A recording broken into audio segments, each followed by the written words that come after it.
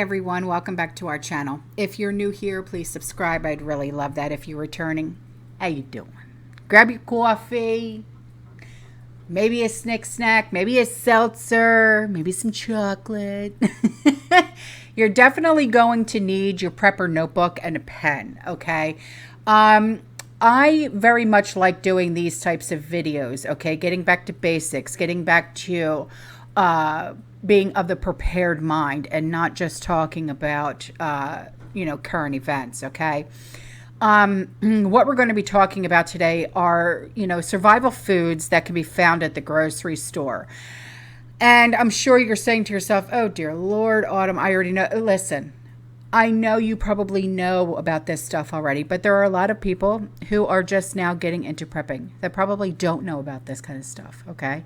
So, and honestly, we could all use a refresher course. So, let's get into it, okay? So, first, there's criteria that has to be met when it comes to survival food, okay?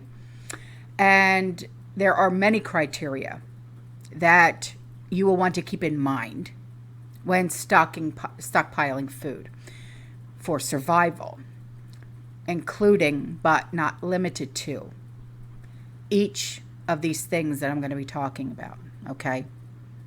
Calories, cost, nutrition, shelf life. All right. Now, I'm going to give you a list of the top 100 survival foods at the grocery store. And the first are canned fruits. Let's say applesauce, mixed fruit, peaches, pears, pineapples, okay? There's many things that you could do with these, whether you're eating it with yogurt, making a pie, whatever the case may be, making smoothies, okay? The one fruit that I like to buy is mangoes because canned mangoes. I like to make my own salsa, okay? The next on the list is dried fruits, apricots, banana chips, cranberries, fruit leathers, like the roll-ups that the kids eat, mixed fruit, raisins, okay?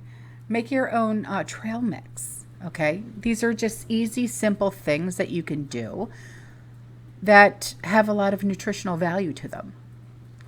Now, the next thing are canned vegetables. Now, pick out your vegetables that your family eats. Don't go buying asparagus if nobody else in the family likes asparagus except for you. You know what I mean? I love asparagus, but Sean hates asparagus, so why am I going to buy it just for me, right? So, what are the favorites? Carrots, corns, green beans, mixed veggies, peas, spaghetti sauce, tomatoes, the sliced potatoes that are in cans, things like that, all right? Now, the next one are cereals, whether it's hot cereal, cold cereal, all right, you get the drift.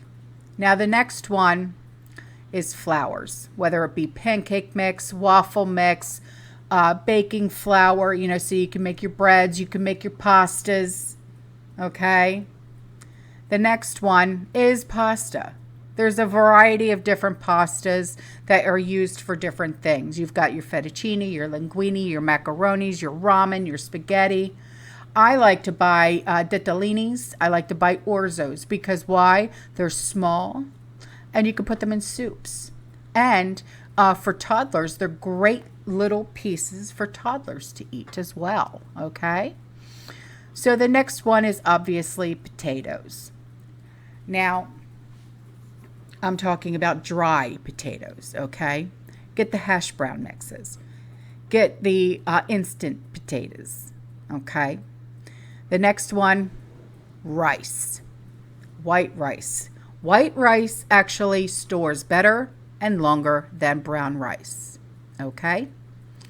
The next one are grains, whether it be barley, cornmeal, grits, kamut, which is K-A-M-U-T, oats, quinoa, which is one of my favorites, rye, wheat. Now let's talk about meats and proteins, all right? Now, the first one are beans. Do you have a favorite bean? Mine is black beans. I love black beans. I actually quite prefer black beans because I like to make black bean burgers.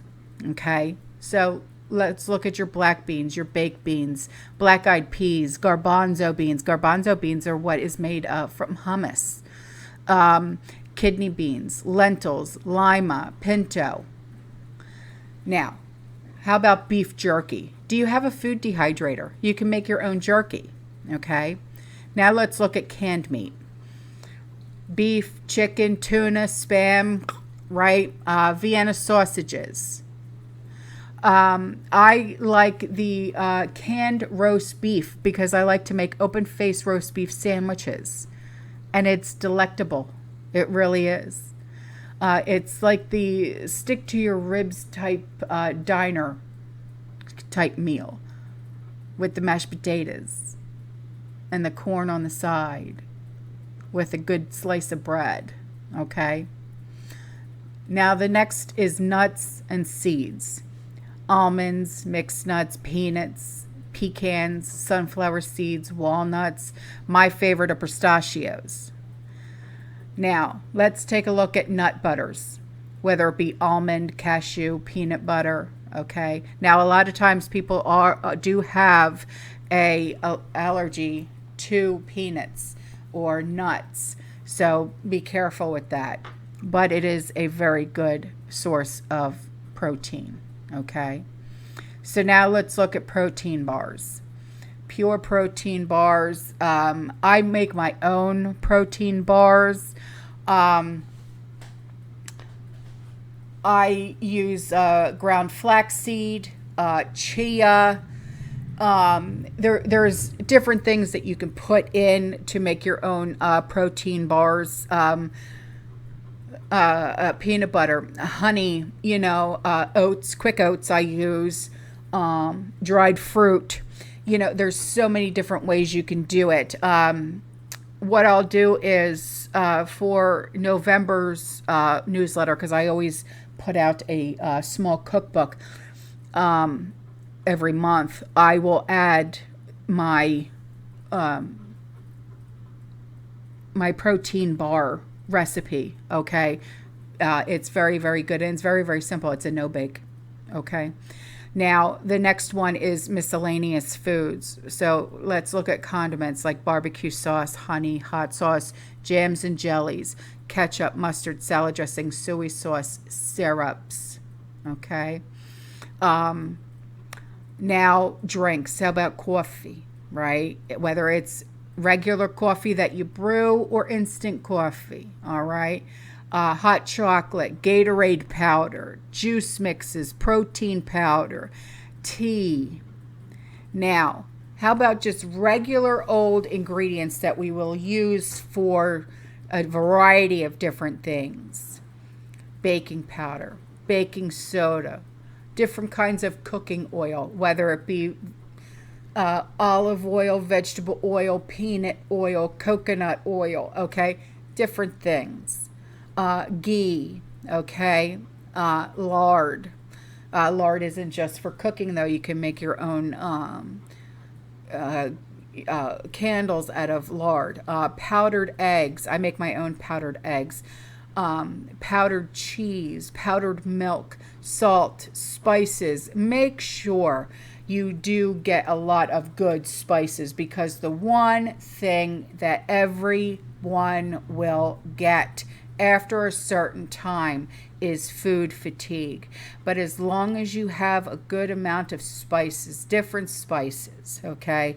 And I'm talking everything from all different types of foods, okay? Whether it's Asian food, Italian food, Mexican food, okay? Indian food, whatever types of food that you enjoy. Just think of your favorite restaurants and get those kinds of spices in and add those to your preps. You should see my spice prepper pantry. It's insane, okay? But we never get food fatigue. Never. So my son always says, Ma, you're like a bartender, but with spices. So the next thing is sugar, vanilla extract. I also throw in butter extract, almond extract, rum extract, all those different types of things, okay? Vinegar, whether it be white vinegar or apple cider vinegar, okay? And then obviously yeast for when you're making bread. Now, how about instant meals like canned chili, soup, hormel meals, okay? Now, obviously, you're going to want some snacks right on. So cookies and crackers, granolas and hard candies, pickles, popcorn. Pickles, we love pickles. The bread and butter pickles are my favorite, and I make fried pickles. Ooh, so delicious. So, now let's talk about storing your food, okay? I did a video on storing food before, but proper storage of food is so important.